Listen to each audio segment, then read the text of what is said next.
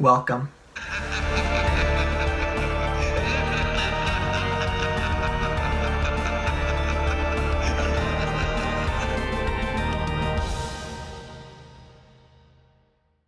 Fear Street Part 1, 1994, was released in 2021 and was directed by Leigh Janiak. It stars Olivia Welch and Kiana Madeira, and is about a group of teens that are attacked by an evil spirit in the town of Shadyside. So I think everyone knows the meme of the football player, and it's like, they had us in the first half, not gonna lie.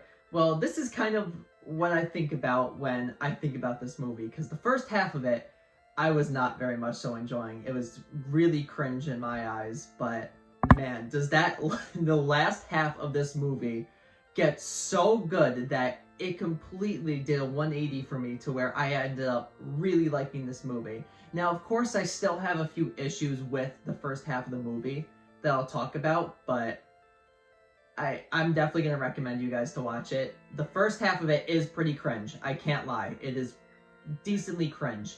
But once you hit this halfway point and get to the end of it, I think you'll end up really liking it. So let's just start talking about Fear Street Part 1, 1994.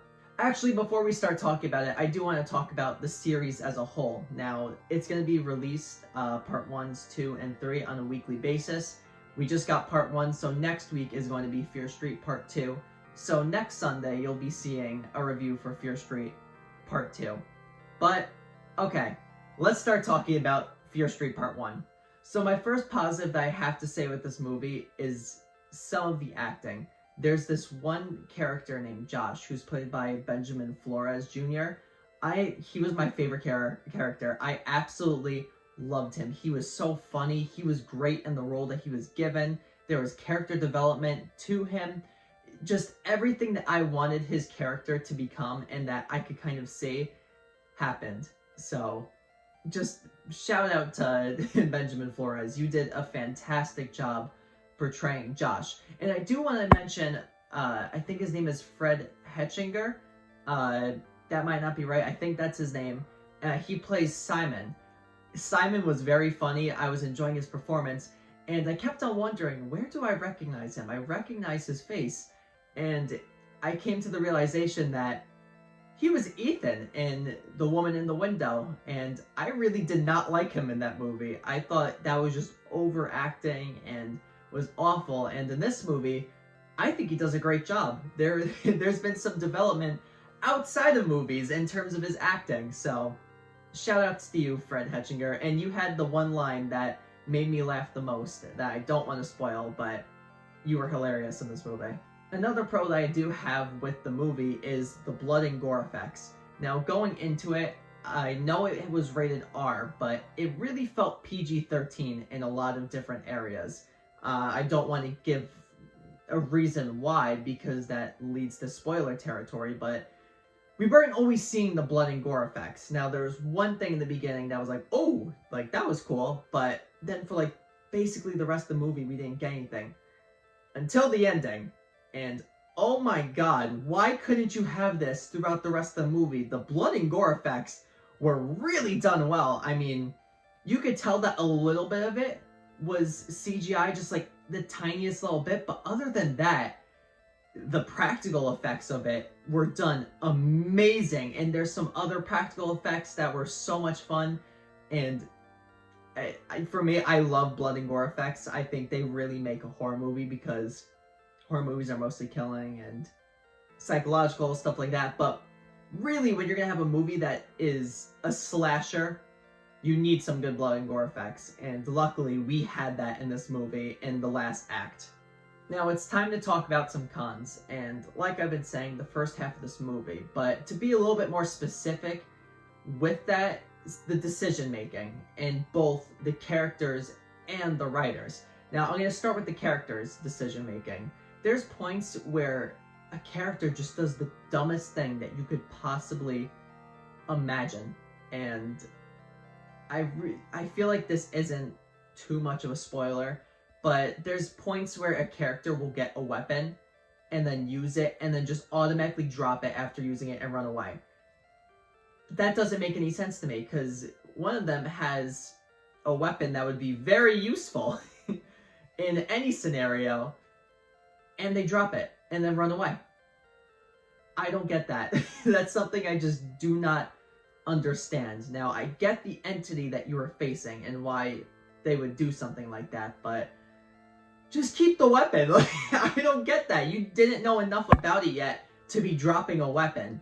So, of course, that decision making, I have to say. But in terms of other decision making, some of the writing by the directors and stuff like that, just some of the cheesiest dialogue in the beginning that was so corny and cringe. And on top of that, with the writing and not just like line delivery and line writing, an action is performed. Well, there's a scene in the woods and something happens, and I think you'll know. All I'll say is it involves a chain and a lock.